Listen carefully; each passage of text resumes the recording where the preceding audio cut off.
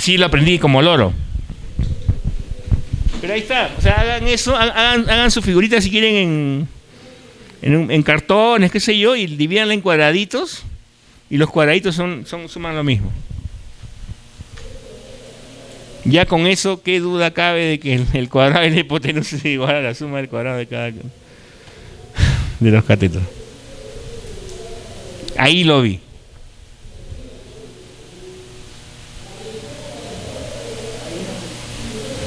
Yo... ¿Cómo? Sí. Está hablando, no hace una reflexión. Sí. En las matemáticas en realidad es una explicación de lo concreto y Sí. se convierte en lo abstracto. Sí. Y creo que la habilidad del profesor de matemática es justamente mostrar cómo es que esa abstracción provino del abstracto y cuál era la razón concreta de la que provino. Uh-huh. Así Porque es. la explicación, los matemáticos dicen justamente, lo más concreto Uh-huh. es la matemática. Sí. Y por eso es tan difícil. Ya, muy bien. Gracias. Muy bien. A ver, el siguiente grupo acá, hablaron ya ustedes ya comentaron, ¿no? Ustedes están hablando de plagio, ¿no? Sí, plagio. Muy bien, buenos días, colegas. Continuando con la parte del análisis de los problemas. En esta oportunidad el grupo forestal ha elegido dentro de sus análisis el plagio como problema, ¿no? Plagio, todos hemos visto el problema del plagio, ¿no? Plagio para mí quiere decir dos cosas. Una es, vas a un examen y llevas ahí en España le dicen chuleta, acá le decimos plagio. Ficha, ayuda a memoria. No, pero es chiquitito, así, en letras así diminutas, ¿no? Sí. Tiqui. La ayuda a memoria. ¿Cómo le dicen en Venezuela a eso? Chuletas, ¿no es cierto? Chuleta. Llevas ahí tu papelito con las fórmulas, con la respuesta, taca. Sí, ¿no? Así es. Hay incluso chicas que vienen en falda y ponen la información en las piernas, ¿no? Sí. O en el muslo, mejor dicho. Y como el profesor no puede mirar, porque no va a estar mirando ahí, pues no, te toman una foto y sales ahí, tu cara ahí, acosador sexual. No, Sí. En serio, ¿no? Ya. No, y algunas experiencias, bueno, comentar respecto al plagio antes de iniciar a hacer el análisis de causas y estrategias de solución también. Aquí en la universidad, colegas, es un problema grande el plagio de todos los estudiantes y de primero hasta el 10º ciclo.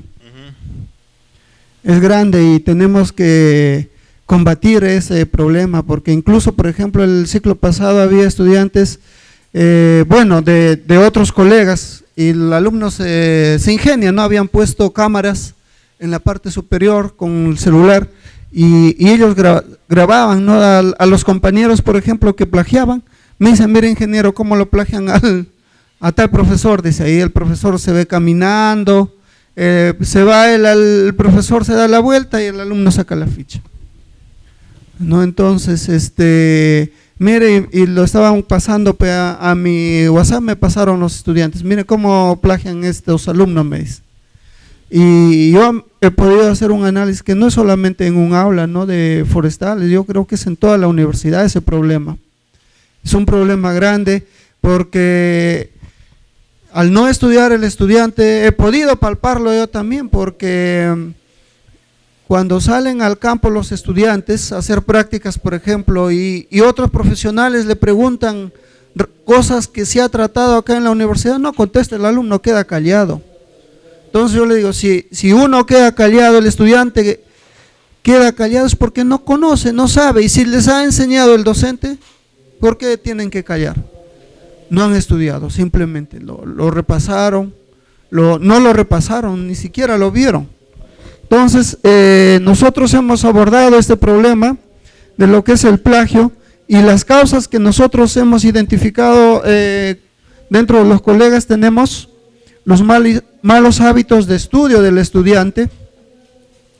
Luego hemos visto las clases teóricas que presenta el docente, ¿no? Son muy teóricas, no son prácticos, no lo lleva a la realidad el docente. Me parece buena. Sus clases son muy teóricas, copiadas del libro, del internet, tal vez no hay vivencia de la experiencia de parte del docente, ¿no? Entonces, eso le contribuye al estudiante, como ya lo tiene en el PowerPoint, entonces simplemente lo tiene en el celular ya para que estudiar. En el día del examen simplemente saca para poder plagiar.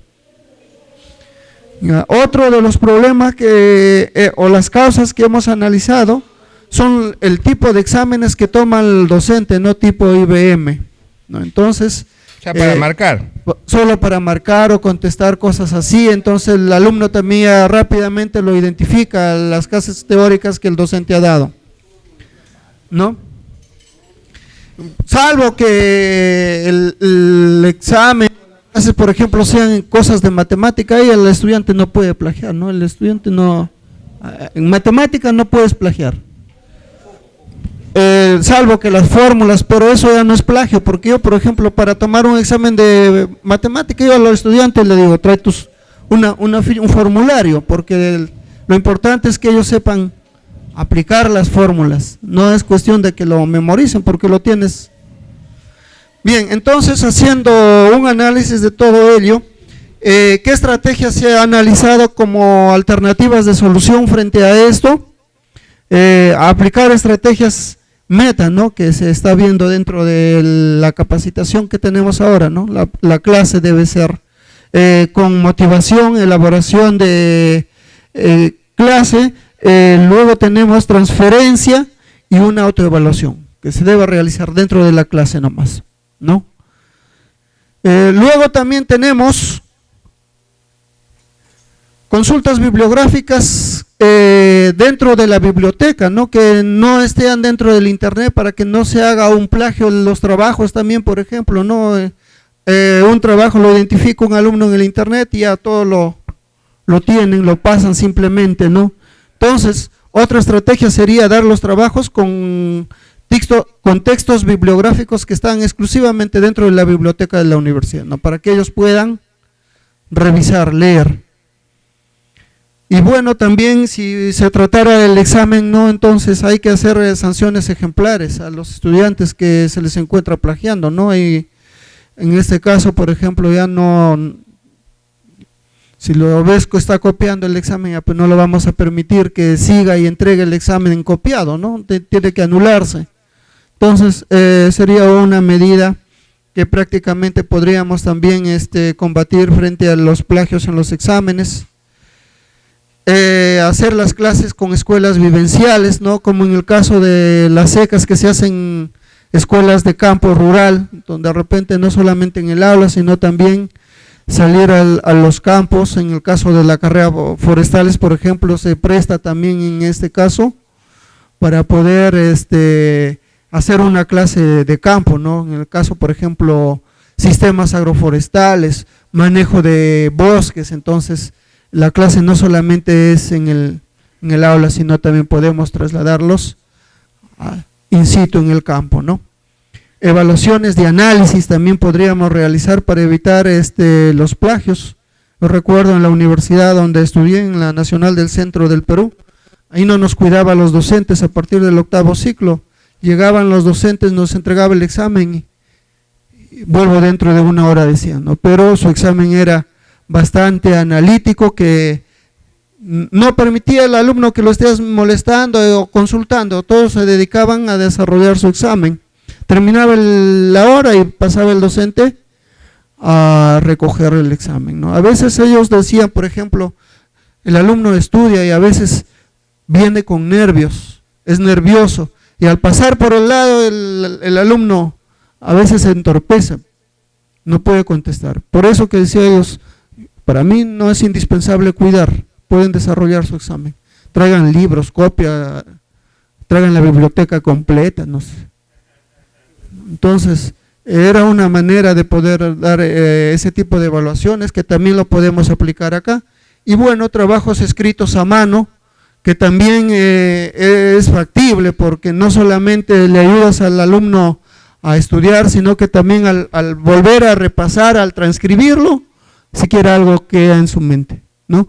Esos son los análisis, profesor, que hemos realizado con respecto al problema del plagio. Muchas gracias. El problema del plagio es tremendo, ¿no? Uno es el de en el examen yo hago trampa. La otra, que no es, me parece incluso más grave, es me encargan un trabajo y yo voy a internet, yo voy a Rincón del Vago, yo voy a Buenas Tareas, en fin, y lo copio y lo pego. Hay estudiantes bien inconscientes porque agarran y copian y lo pegan igualito. Otros hacen el esfuerzo de copiar de varios lugares. Ya esos son más sofisticados, ¿no? Y otros hacen el esfuerzo de traducir o les cambian algunas palabras para que no se vea que lo han copiado. Y a eso yo les pongo más nota, ¿no? Han hecho más esfuerzo. Ya. ¿Qué podemos hacer? Otros les encargan a otra persona que haga su trabajo. Ahí la mejor solución es diseñar evaluaciones que hagan difícil o que desincentiven o que hagan muy difícil el plagio en estos dos sentidos, ¿no es cierto? Por ejemplo, si el examen es traigan todos sus materiales y les voy a poner unos cuantos problemas que van a tener que resolver y ya está. Entonces, ¿ya que van a plagiar? Pues la otra cosa es, por otro lado, en la vida profesional es así. En la vida profesional te mandan a hacer un proyecto, te mandan a hacer una evaluación y nadie te dice hazlo sin tus materiales así de memoria, ¿no?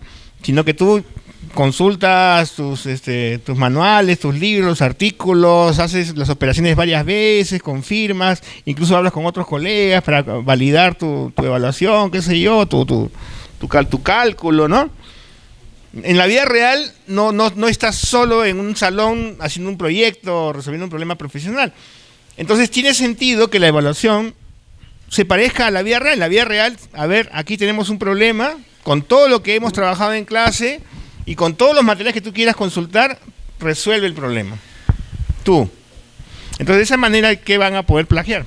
Pero claro, tienen que ser problemas suficientemente complejos, retadores, que permitan evaluar distintos grados de aplicación, de abstracción, de conocimientos, ¿no? Y la otra es trabajos que también cumplan ciertas condiciones para evitar que por lo menos pues vayan a internet y lo copien y hagan lo que, ¿no? Y además es súper fácil descubrir cuando lo han copiado, ¿no? Yo les digo a mis estudiantes, yo me doy cuenta cuando no lo han escrito ustedes, porque eso no lo pueden haber escrito ustedes. Es obvio que no están a ese nivel todavía. Ya. Entonces, por lo menos hagan el esfuerzo que parezca que lo han escrito ustedes, después ya hagan algo. ¿Sí? O sea, ir atacando el problema por el lado de la evaluación. Y darles a entender que copiarse de una fuente de internet y hacer copy-paste, eso no es un trabajo.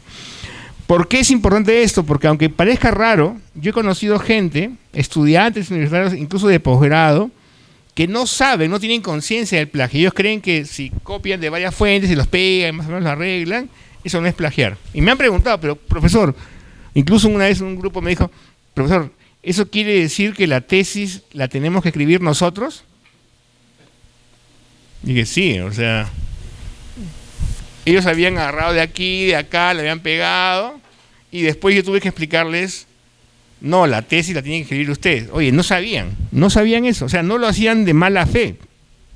Ellos de verdad pensaban que podían copiarse varias fuentes, las ponían así bonito y ya eso era su tesis. No, eso no es su tesis, les digo, o sea, no sabían eso.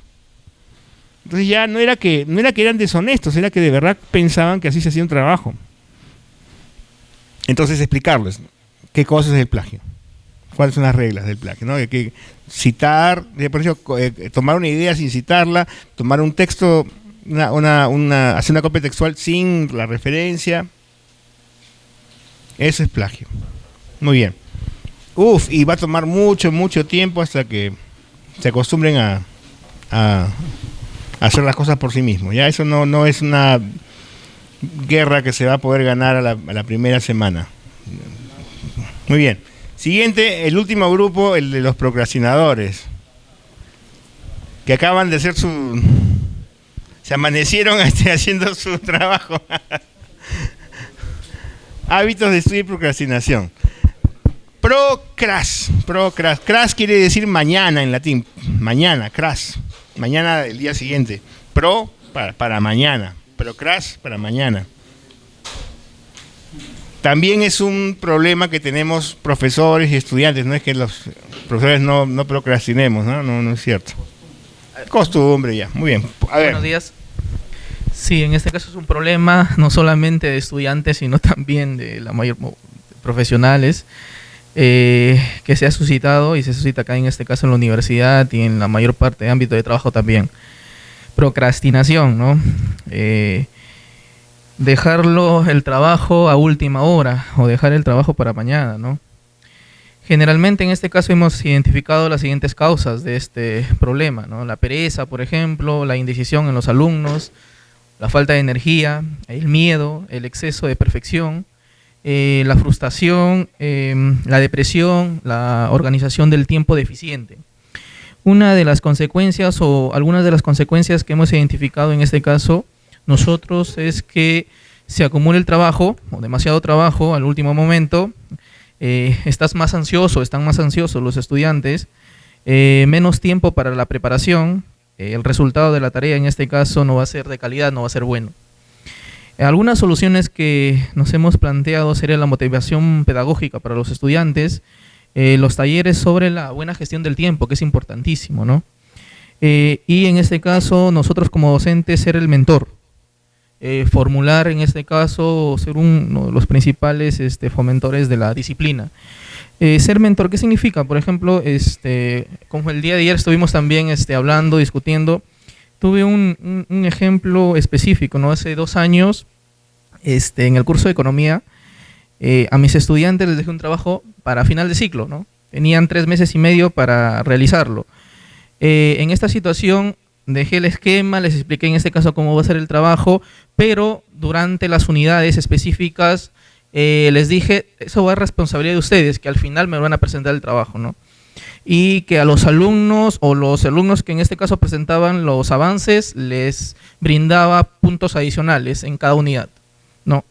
Que no era necesario los avances específicos. Entonces identifiqué que al final los alumnos, más del 90% de trabajo será deficiente o lo hicieron al último momento. El siguiente ciclo hice el mismo experimento, pero en este caso como guía ya. En cada unidad o cada 15 días comenzaba en este caso a revisar los avances específicos, ¿no? Entonces la conclusión o al final, más del 85 a 90% presentaron muy buen trabajo. Eso fue en ese caso el experimento que realicé hace más de 2 años, ¿no? Para identificar este problema. Yo quisiera que comprendamos que los problemas que tienen los estudiantes también son nuestros problemas, ¿no? O sea, también a veces vamos a trabajar sin haber desayunado, salimos apurados, como nuestros estudiantes. A veces dejamos las cosas para después, como nuestros estudiantes. A veces tenemos problemas para leer textos complejos, como nuestros estudiantes. Y también tengo problemas, ¿no? O sea, me toma tiempo, no es tan fácil. También tenemos problemas matemáticos que a veces no manejamos bien, o ciertos conocimientos que nos olvidamos, o no. En realidad, nuestros estudiantes son como nosotros cuando teníamos su edad, ¿no? Yo evito ser muy juzgador, porque yo también tuve esa edad y también me gustaba salir con mis amigos a tomar cerveza, hacer otras cosas, amanecerme, ¿no? También a veces dejaba las cosas para el final. Dije, ya ese curso saqué un 15 en el parcial, ya para qué voy a estudiar. Y me jalaron. Porque me pusieron 0,8, entonces yo dije, ya tengo un 15, pues con un 10 paso, ¿no? Y no pasé. ¿Por qué? Porque dije, ya la aprobé. Y no sé si a ustedes les ha pasado eso, ¿no? O sea, el estudiante siente que ya a mitad de curso sacó una buena nota en el parcial y dice, ya, entonces ya para el final ya no tengo que esforzarme tanto. ¿Cómo podemos hacer para desincentivar esa conducta? Bueno, el parcial no vale la mitad, pues. Si el parcial vale la mitad y saco 15, para aprobar necesito un 8, creo, 9, ¿no? ¿Sí? Mitad, ¿no es cierto? O sea, sacar un 21 en total, ¿no? O sea, ya con un 7 pasa. ¿Por qué? Porque ya saqué 15 en el parcial. Pero si el parcial vale 20, ya no puedo, pues, por más que haya sacado 15, 16 en el parcial, igual estoy obligado a exigirme para el final, porque el final vale, digamos, si el parcial vale 20, el final vale 50 y después el trabajo vale no sé cuántos, ¿no? Pero si es mitad, como era cuando yo estudié, pues lo que hacíamos era el curso que ya tenías más de 15, y lo descuidabas, y en el curso en que tenías 11, 12 ya te esforzabas un poquito, ¿no? Una cuestión de cálculo económico también. Pero no queremos hacer eso. Entonces ahora los sílabos son más complejos, entonces ahora el parcial ya no vale la mitad, vale 30, el final vale 40 y después hay un trabajo y después otras cosas. Entonces, habiendo varias evaluaciones, ya no puedo confiar todo en mis notas parciales. Y la otra cosa es que si tú vas a dejar un trabajo final que tiene importancia, que tiene mucho peso, un 30, 40%, ¿no es cierto? Que es en grupo, supongamos, no lo vas a programar únicamente tal día lo entregan y se acabó, sino que tú vas a hacer distintas fechas de entrega. Por ejemplo, del planteamiento del problema, tal fecha, de la búsqueda bibliográfica, tal otra fecha, del borrador, digamos, de la lluvia de ideas, tal otra fecha. De manera que cuando ellos igual van a procrastinar, igual lo van a dejar para el final, pero van a dejarlo para el final teniendo ya una parte avanzada, con lo cual ya no les va a doler tanto. Y hay que decirles, está bien, yo sé que tú lo vas a dejar para el final, pero lo bueno es que vas a llegar al final, vas a estar amaneciéndote con algo que ya hiciste a lo largo del curso, de manera que no va a ser tan difícil. Por eso que te estoy pidiendo que me entregues un borrador a tal fecha y después un avance a tal fecha. Muy bien. Es buena idea tener modelos de trabajos bien hechos. Entonces, por ejemplo, si tú en un semestre alguien entregó un trabajo que tuvo 19, 20, 18, bueno, le pides permiso, porque hay que pedir permiso siempre, ¿no? Al estudiante o al grupo, miren, quisiera usar su trabajo como modelo para los siguientes semestres. Entonces tú lo repartes y dices, bueno, esto lo hicieron el semestre pasado y tuvo 20, le borran los nombres para que no sepan quiénes son, no tienen por qué saber, para que tengan una idea de qué cosa es un trabajo de 20 o qué cosa es un trabajo de 19. Entonces, si ustedes logran hacer algo similar, al final del semestre tienen 20. Ya está. Yo soy el tipo de profesor para el cual el 20 existe. Cuando yo era chiquillo decían, no, el 20 es para Dios, el 19 para el mejor para el profesor y 18 para el mejor alumno. No.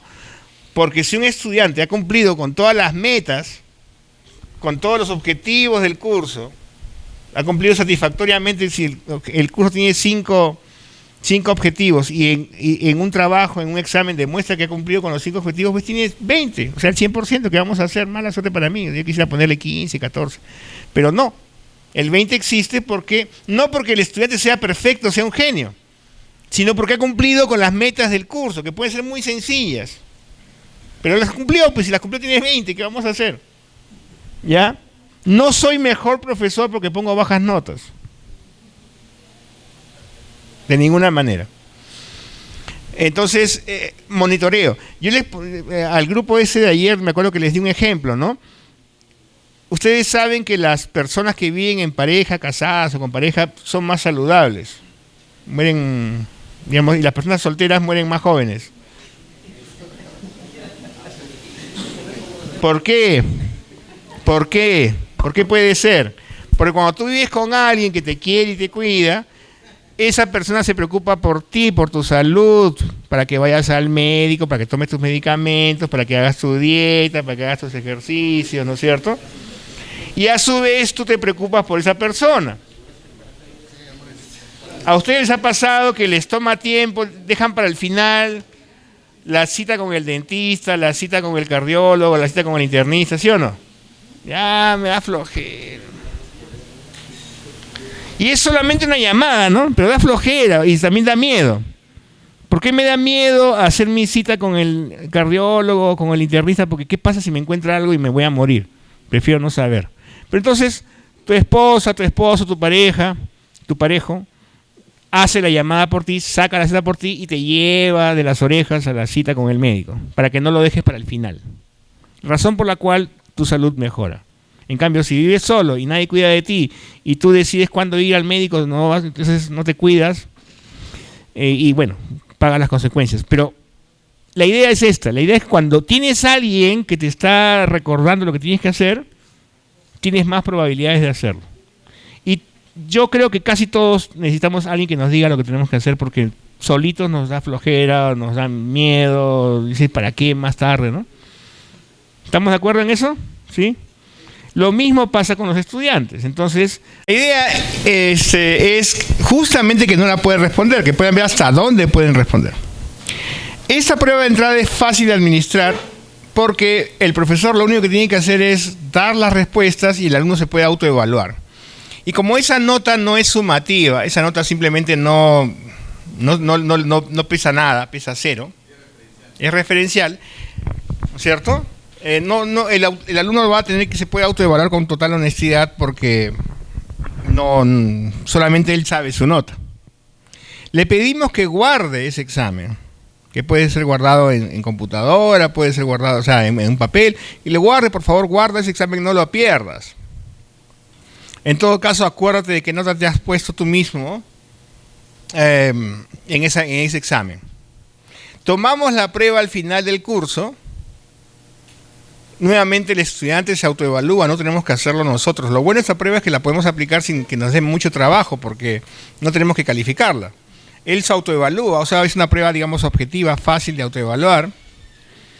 Y el alumno después compara la nota que obtuvo en la prueba de entrada con la nota que obtuvo en la prueba de salida. Y esto es importante porque el estudiante se da cuenta de cuánto ha aprendido a lo largo del curso, ¿no? De cómo entró y cómo salió. Y es una autoevaluación, así que no le va a causar ningún estrés. Una autoevaluación sencilla de preguntas objetivas para marcar, qué sé yo, y que le permita a él comparar cómo vino al curso y cómo salió del curso. Repito, es importantísimo que el estudiante no solamente aprenda, sino que se dé cuenta, perciba lo que ha obtenido en el curso, qué es lo que se lleva del curso. Sobre todo en esta cultura en la cual se insiste a ver al estudiante como un cliente, ¿no?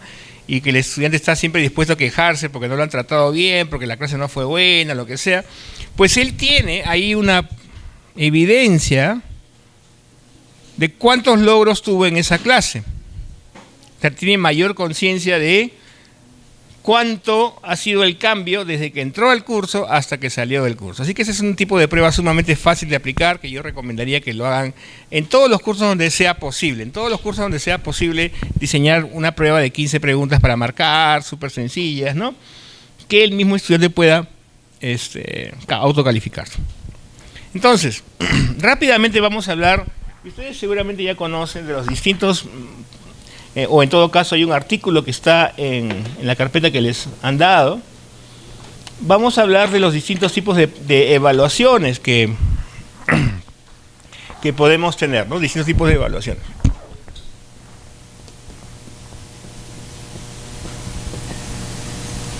Las evaluaciones pueden ser puramente formativas, si quieres, o no sumativas, ¿no? O pueden ser sumativas. Y el criterio para separarlas es el peso final de la nota. Si la evaluación tiene 0 peso, ¿no es cierto? Eso obviamente es una evaluación formativa, y si es sumativa tiene X, o sea, más de 0, ¿no?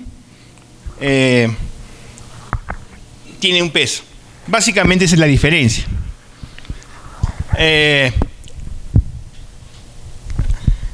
Obviamente el alumno se va a sentir más comprometido con las evaluaciones sumativas porque son las que le van a dar la calificación final. La calificación es como el incentivo, el premio final que va a tener a su esfuerzo. Eso todos lo sabemos, así que no creo que haya ningún misterio. No hay mucho que explicar. Pero sí quisiera saber cuántos de ustedes aplican evaluaciones formativas sin peso alguno, pero que los toman en su clase como para que el estudiante sepa cuánto aprendió o cómo va avanzando, se autoevalúe. ¿Cuántos de ustedes toman pruebas formativas? ¿Alguno? ¿Cero? ¿Nadie? Vamos a tener que acostumbrarnos a encontrar siempre una manera de regularmente de encontrar una prueba formativa. Que sea súper breve. breve, breve, breve, que no tenga ningún peso. Incluso puede ser de sorpresa, porque como no se suma, el alumno no se puede quejar, no va a decir, oye, profesor, usted no avisó que iba a haber prueba. No, es una prueba chiquitita y solamente quiero que tú te des cuenta de cómo estás. Nada más, quiero que tú te des cuenta, autopercibas cómo estás y ves qué es lo que tienes que trabajar. No tiene ningún peso, pero haz el esfuerzo de responder esto. Ya. Yo creo que todos deberíamos tener distintos tipos de evaluaciones formativas. Y el diseño meta nos permite también tener esto, ¿no? Incluir en algunos métodos de clase en que sea preguntas, pequeñas evaluaciones orales que te permitan saber el grado, digamos, de desarrollo, del logro de la clase. Ahora, dependiendo de quién evalúa,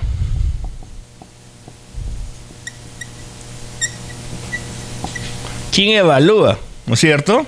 Ahora sí, tal vez tenemos que pensar qué distintos tipos de evaluación, otros tipos de evaluación. Por ejemplo, si yo me evalúo a mí mismo, entonces es una autoevaluación, ¿no es cierto? Creo que todos la conocemos.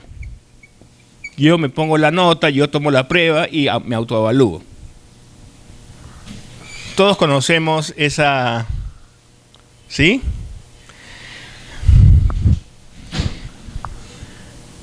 La otra es la coevaluación, que es un poquito difícil de administrar, no sé si la aconsejo.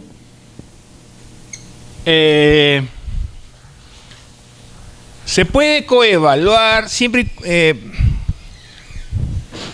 evitando, digamos, que el coevaluador ponga una nota, sino que haga un juicio, un comentario. Es decir, en vez de yo decirte, bueno, tú te autoevalúas, ahora doy la respuesta, yo voy a entregarle a los demás las pruebas, o sea, la prueba de él se la paso a otro colega, en fin, y cada uno evalúa a su compañero. Y si quiere le puedes dar un feedback, un comentario, ¿no? Entonces, el alumno se pone en la posición del profesor cuando evalúa, para que entiendan lo difícil que es evaluar, ¿no? Que no es tan fácil. Yo evalúo a mi compañero. Puede ser corrigiendo el examen de mi compañero o puede ser pidiéndole un comentario, una valoración, un feedback, una retroalimentación al compañero, por ejemplo, a alguien, ¿no? A un miembro de la clase.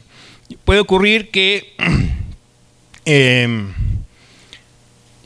un grupo hace una presentación y les pido a los demás estudiantes que hagan un comentario, una evaluación que no tiene por qué ser con notas, sino que digan qué piensan de esa presentación, qué les falta, qué sugerirían, qué se puede mejorar, siempre pensando en una mejora, porque si nos ponemos a competir a cómo le ponemos nota al compañero, pues puede haber un problema, un conflicto, ¿no? Y sobre todo si dentro del aula hay distintos grupos sociales, puede haber una especie de matoneo, buleo, maltrato a un grupo de compañeros que no son minoritarios. Entonces, buscando que los compañeros hagan un comentario, una retroalimentación. ¿Qué mejorarían? ¿Qué sugerencias le harían a su compañero? En buena onda, en una onda cooperativa, ¿no es cierto?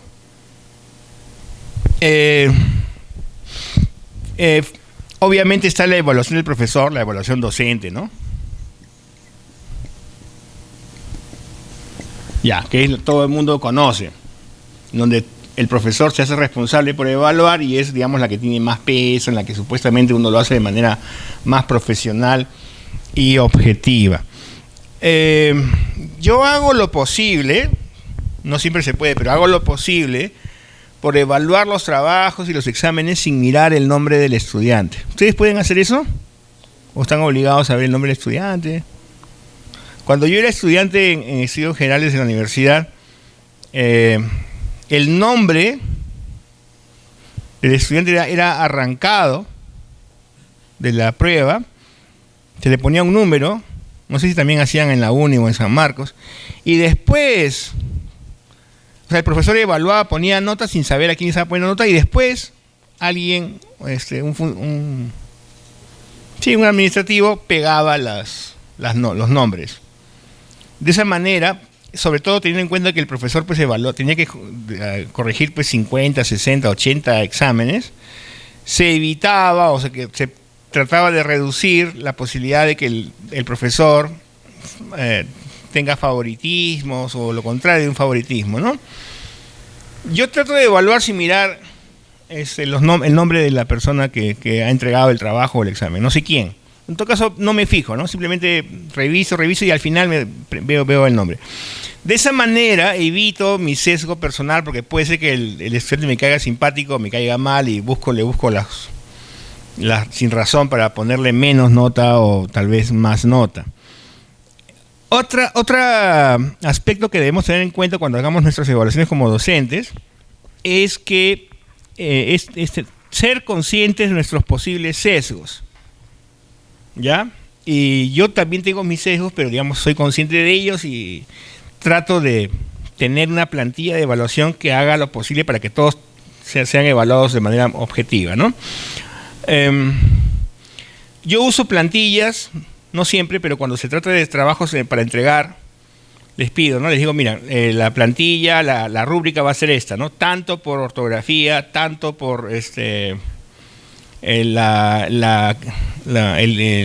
calidad de los argumentos, tanto por la calidad de los ejemplos, buenos ejemplos, tanto por la aplicación y tanto por el formato APA, que siempre pedimos formato APA, 5%, ¿no? Pero el mayor peso va a estar en el desarrollo de las ideas o la originalidad de las ideas, porque es una escuela de posgrado,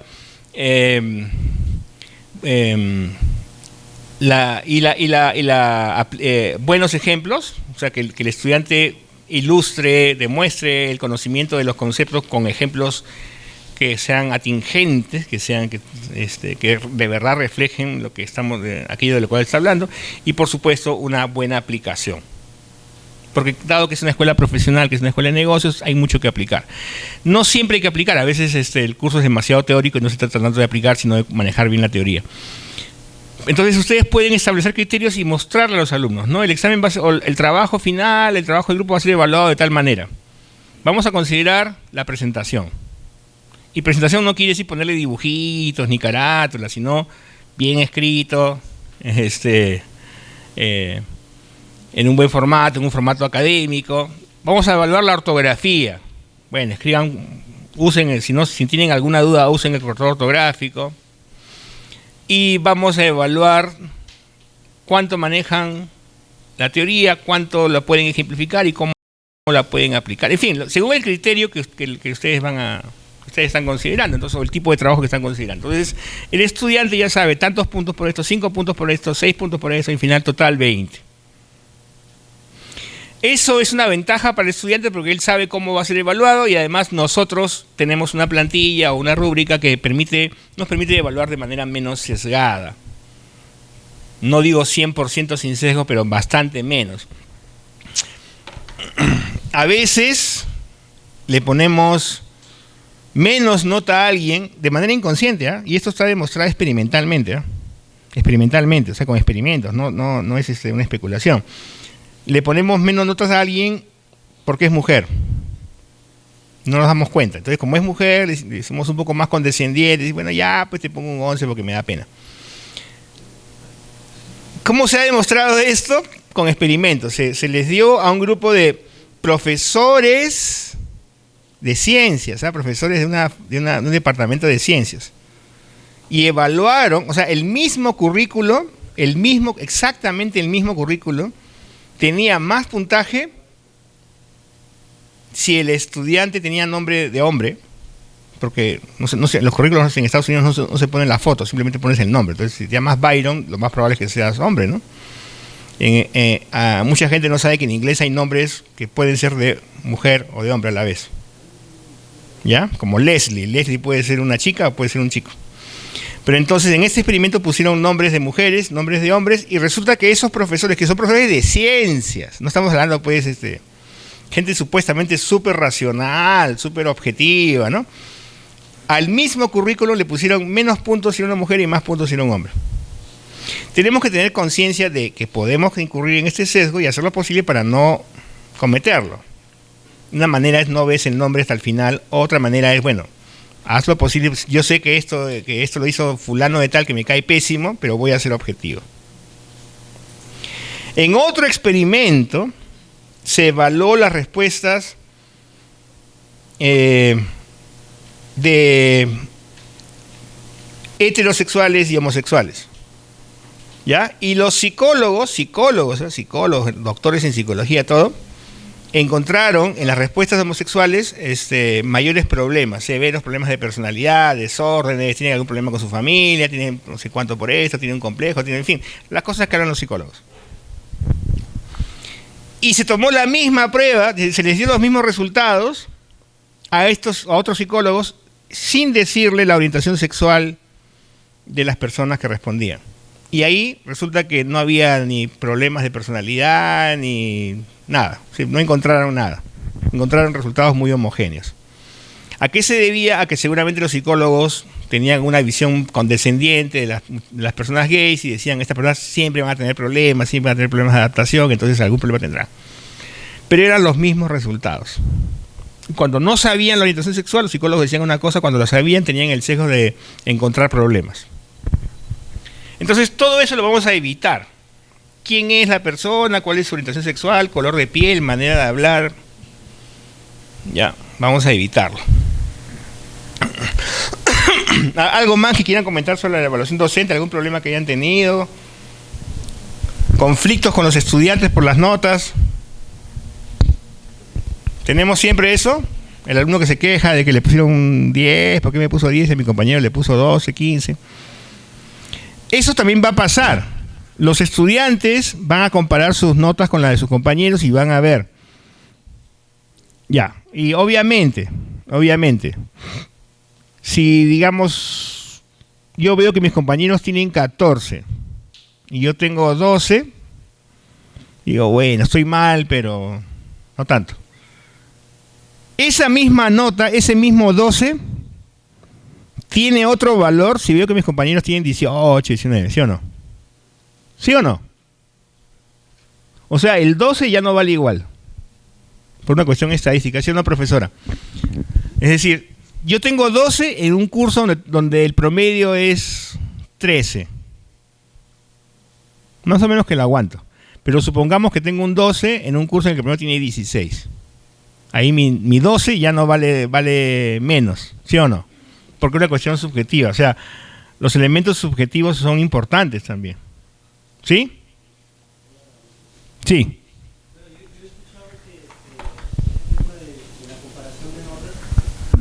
Sí. Lo que es cuando dan el examen, generalmente hay preguntas iguales, ¿no? Y eso nace de una copia, ¿no? Ya. Uno piensa que es de copia. Yo he escuchado que un profesor hacía esta técnica, ¿no? Cuando veía conceptos iguales, la pregunta que valía, por ejemplo, 5 puntos, le hacía valer a los 2.5, ¿no? La mitad. No sé qué tal será. Pero eso pero si está totalmente demostrado que lo han plagiado. Claro, porque las preguntas son muy similares, ¿no? O claro, se han plagiado, iguales. Uno copió al otro. Ajá. Eso es lo que hacía y los alumnos, bueno, ya no reclamaban más, ¿no? Ya no reclamaban más. Y también ya evitaban copiar.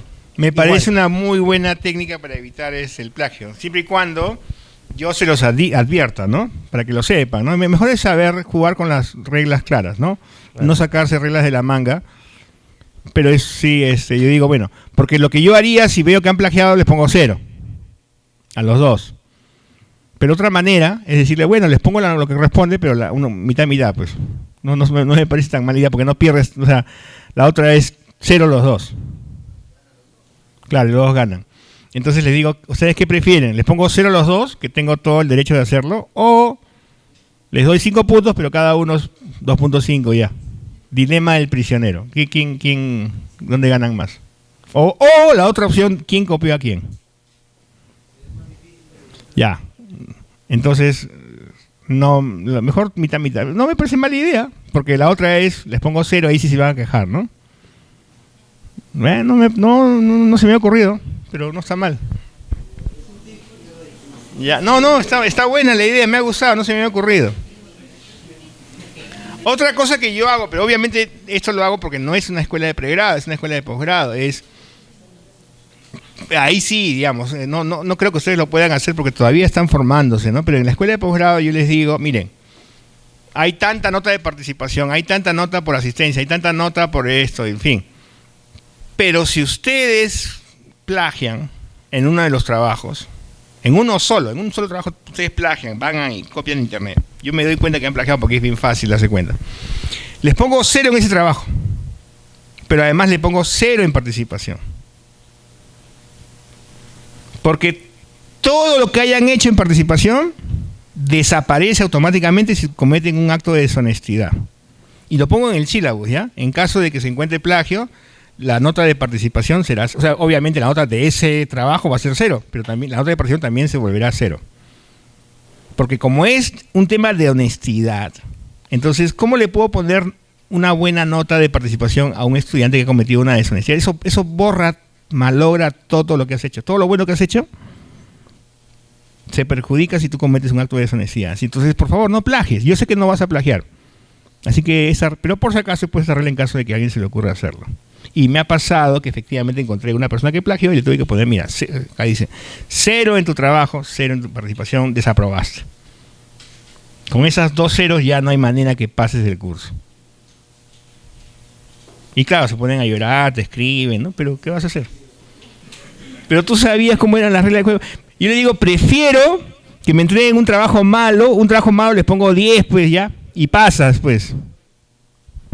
Prefiero que me hagas un mal trabajo y te pongo 10 a que hagas un buen trabajo plagiado. Eso vale 0 en el trabajo y 0 en participación, y con eso, chao, desaprobaste. Y en Centrum, si tú desapruebas 2 cursos, estás fuera de la escuela. Así de simple. No tienes otra oportunidad de volverlo a llevar, nada. Simplemente desapruebas 2 cursos, chao. Ya.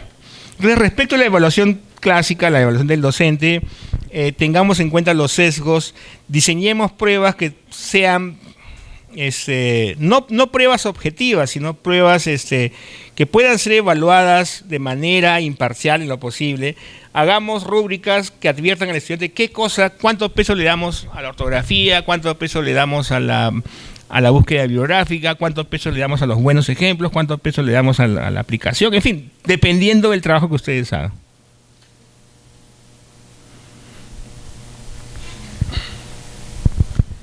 Bueno, existe otra forma de evaluación que se usa para acreditaciones, ¿no?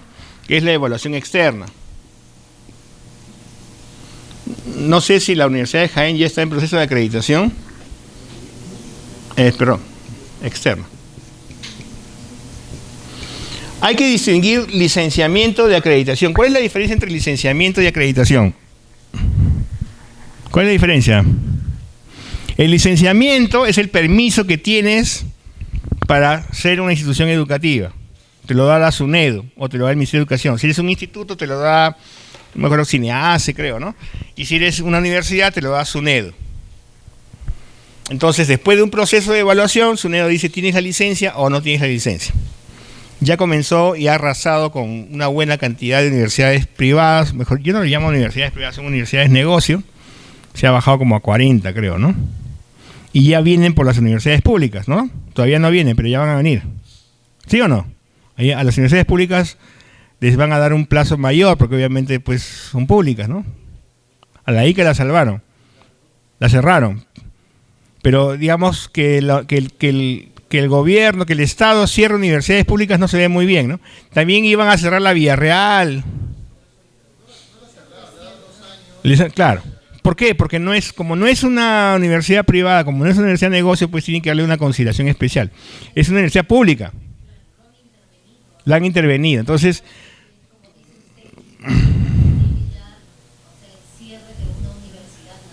una universidad nacional no se puede cerrar así nomás. No se debería cerrar así nomás. Sería solo en una situación extrema no cerrar, sino intervenir, votar a las autoridades, en fin, pero no se puede cerrar, porque es un servicio público. Pero como no puedes intervenir en una organización privada, tienes que cerrarlo. O sea, si tú vendes pan y resulta que tus panes son tan cochinos y de cucarachas, te cierran la panadería, ¿no? No es que viene el municipio e interviene tu panadería para que hagas las cosas bien, para que hagas buen pan. No, es un competidor el que hará mejor pan que tú. Entonces, razón por la cual mucha gente no entiende, ¿no? Yo he conversado con estudiantes que dicen, pero ¿por qué el gobierno no interviene a las peruanas? ¿Por qué no interviene tal universidad, ¿no? Telesub no puede intervenir porque es privado, pues. O sea, o sea, sería absurdo que el gobierno salve un negocio privado. No puede hacerlo. Entonces, como no lo puede hacer, lo mejor es cerrar. ¿Dónde voy a estudiar yo? Bueno, mala suerte, busca dónde. Ya. En el caso de las universidades públicas, no sé si la Universidad de Jaén ya está en proceso de licenciamiento, ¿todavía no? Ya está licenciada. Bueno, eso es licenciamiento. Ya le dio la unidades de licenciamiento y ya estamos salvados. Pero además muchas universidades, además de licenciamiento, buscan la acreditación. Ajá. Y ahí es cuando aparece la evaluación externa, que en algunos acreditadores van a pedir trabajos, exámenes de estudiantes así tomados al azar, ¿no? Y ellos van a ver el nivel de tus estudiantes, cuánto, o sea, digamos, o las tesis, por ejemplo. Entonces muchas acreditadoras van a decir, a ver, queremos 10 tesis, vamos a ver qué tales son. Queremos ver, conversar con los estudiantes, queremos ver sus exámenes, sus trabajos finales.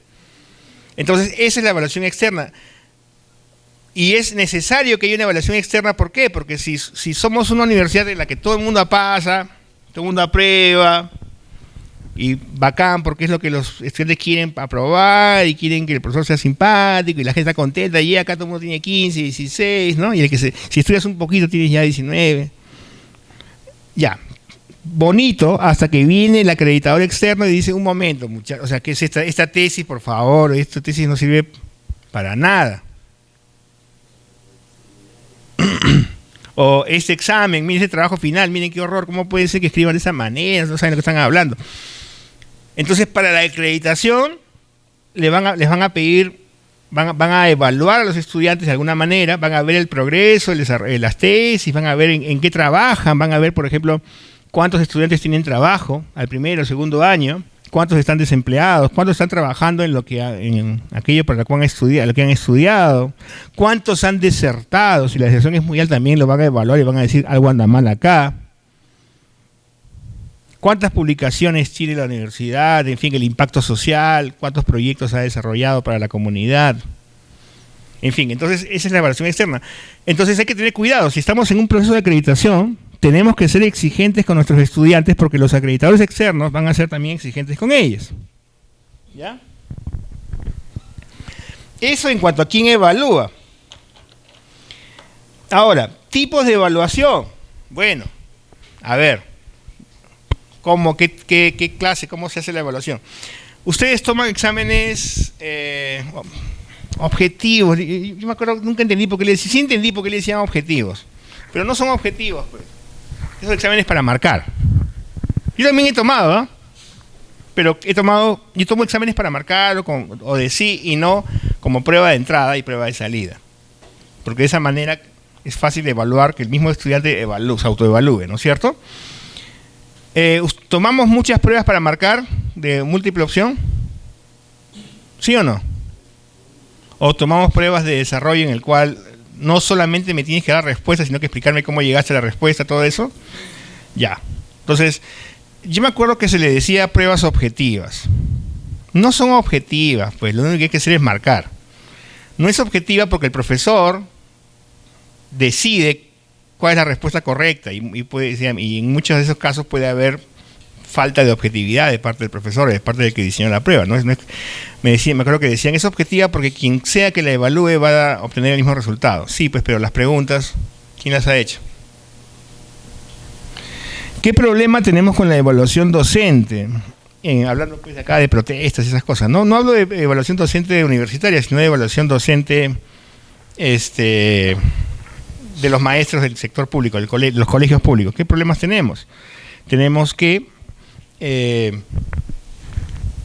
por un lado todos queremos pues que los profesores sean evaluados, ¿no? Porque no podemos tener profesores que no sepan matemáticas, profesores que no saben matemáticas, o profesores de historia que no saben historia, o profesores que no saben de pedagogía. Entonces, el ministerio los somete a una prueba una evaluación que va a servir para su promoción. Y los profesores no se quejan de esas evaluaciones. Y uno dice, oye, ¿por qué se quejan? Pues, oye, hay que evaluarse, ¿no? Pero ¿qué ocurre? Ocurre que una gran cantidad de esas evaluaciones que son para marcar, el profesor tiene que marcar una serie de respuestas, están mal hechas, o en todo caso son muy subjetivas, o se pueden entender mal. Están mal redactadas, o redactadas de una manera que tú podrías decir puede ser A, puede ser B. O están, o manejan erradamente los conceptos del constructivismo. Entonces no hay respuesta, ninguna respuesta satisfactoria. Entonces los profesores dicen, bueno, que nos evalúen, pero que nos evalúen bien, pues no con esas pruebas que son tramposas, que están mal redactadas. O que nos evalúen también nuestro desempeño en clase. O sea, o que evalúen también el impacto que tenemos en la comunidad, porque algunos trabajan en lugares mucho más difíciles, ¿no? Entonces estos deberían tener puntos extras por trabajar en situaciones, en entornos más adversos. ¿Cómo? Claro, pero además también debe ser evaluados de otra manera, ¿no es cierto? Hay pueblos, no les bromeo, ¿eh? Hay pueblos en donde, chiquititos, pues caseríos chiquititos, en donde el alcalde, el profesor, el juez de paz es la misma persona. Y a veces incluso es el padre de familia. Yo me acuerdo que un amigo que trabajó, que hizo una consultoría para el minero, se fue a no sé qué caserío. El hombre era el alcalde, o digamos, no sé si alcalde, en fin, la autoridad, era el juez y era el profesor, y los alumnos eran sus nietos. Ya, entonces a esa persona no la puedes evaluar igual. No puedes evaluar igual a un profesor bilingüe, intercultural bilingüe, ¿no es cierto? A un profesor aguajún, que es aguajún, no es como dice, un colono, como le dicen, ¿no? No es un colono que enseña en una escuela aguajún, sino que es un aguajún. Entonces a ese lo tienes que evaluar de una manera especial, porque no lo puedes votar al profesor aguajún. En un colegio intercultural bilingüe tiene que haber profesores del mismo lugar. Por eso es que las pruebas objetivas, por eso la evaluación es sumamente problemática. Nosotros tenemos un trabajo afortunadamente más sencillo, que es el de evaluar a nuestros estudiantes, que ya es complicado, digamos, es complicado, pero imagínate evaluar a un maestro en situaciones adversas, que es bilingüe, le tomas una prueba, la vas a probar, tienes que ir a ver su clase, cómo la hace, tienes que hablar con los padres de familia, a ver qué impacto tiene, cómo se lleva con los padres de familia, tienes que ver su conducta como ciudadana, etcétera. Así que no nos metamos ese trabajo todavía. Pensemos en la evaluación de los estudiantes, la evaluación más objetiva, en el sentido que sea la menos imparcial, la menos parcializada, la más imparcial, y que sea lo más integral posible, que mida distintas competencias de memoria, de conocimientos, pero también pues de aplicación, de ejecución, todo lo que hemos visto, ¿no es cierto? De síntesis, etcétera. Muy bien. ¿Alguna pregunta o comentarios acá? ¿Algún problema que tengan con las evaluaciones, con las relaciones con los estudiantes, las notas que les ponen? Nada. Siempre vamos a tener problemas con eso, ¿eh? Los estudiantes se van a quejar. A ver, acá las profesoras presentes, son 1, 2, 3, 4, ¿no? ¿Sienten que por el hecho de ser mujeres, los estudiantes las ven de otra manera, con más confianza, con menos autoridad, con menos respeto, o igual? ¿Qué piensan? Por favor, a ver, comentarios. Es importante ese tema de género, es importante, a ver. O ustedes dicen, no, mis estudiantes me respetan, no. Ser mujer no es ninguna desventaja. Quisiera escuchar algún testimonio al respecto. ¿Qué sienten ustedes? Por favor, a ver, acá la profesora que está acá. Acá. Sí, diga. Diga, a ver, ¿qué siente usted? Bueno, en mi caso, yo pienso que sí, ¿no? Que sí, de repente los estudiantes como que se quieren ver como que más confianza. Más confianza, por un lado, y de repente, como que uno tiene que poner ya desde un inicio, darse a respetar, digamos. Sí. Eso creo que es importante, y es la base para todo. Y es más difícil para una profesora que para un profesor. Como que un profesor dice, ya, bueno, con él no me voy a meter, pero tal vez con la profesora sí, tal vez, ¿no? O sea, digamos, ¿a una mujer le cuesta más trabajo hacerse respetar que a un hombre o no? Yo pienso que sí. Ya. Sí. Ya. Ya. Y ese sesgo lo pueden tener los estudiantes y también las estudiantes. O sea, las mismas chicas pueden decir, como es una profesora, suerte es buena gente, nos va a dar más plazo, ¿no?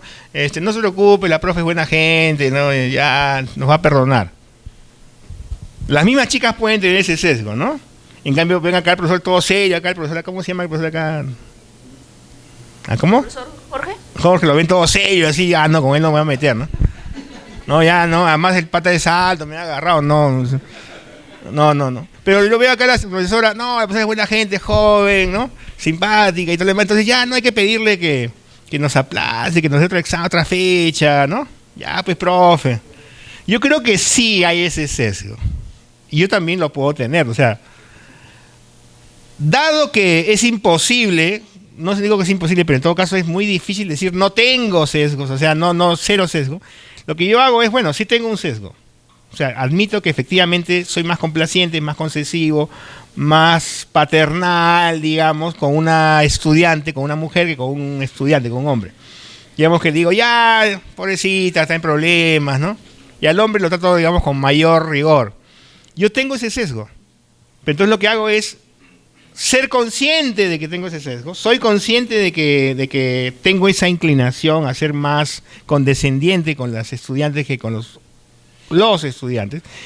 Y siendo consciente de eso, lo que voy a hacer es comportarme en contra de ese sesgo y ser exactamente, hacer lo posible para ser exactamente riguroso con sea un hombre o sea una mujer, sea una estudiante o sea un estudiante, para que todos sean tratados al igual. No será el 100%, pues será el 95% ya. Pero es mejor que digamos que a eso, a que sea demasiado obvio, que a las estudiantes las trato pues con más complacencia. Y bueno, ya entrega después, ¿no? Ya.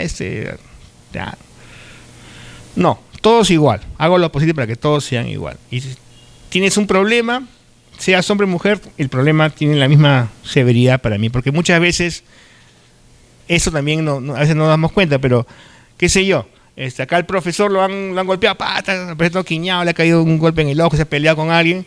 Pero es un hombre, pues no pasa nada, se aguantará, ¿no? Pero si yo veo a una profesora, a una mujer que exactamente con la misma lesión, ¿hago la misma valoración o no? ¿O es peor? ¿Es peor o no es peor? ¿Sí o no? ¿Es peor? ¿Y por qué es peor? ¿Solamente porque es mujer? Debería ser igual. ¿Cómo? Es una barrera de género que existe. Es una barrera, ya, pero supuestamente si queremos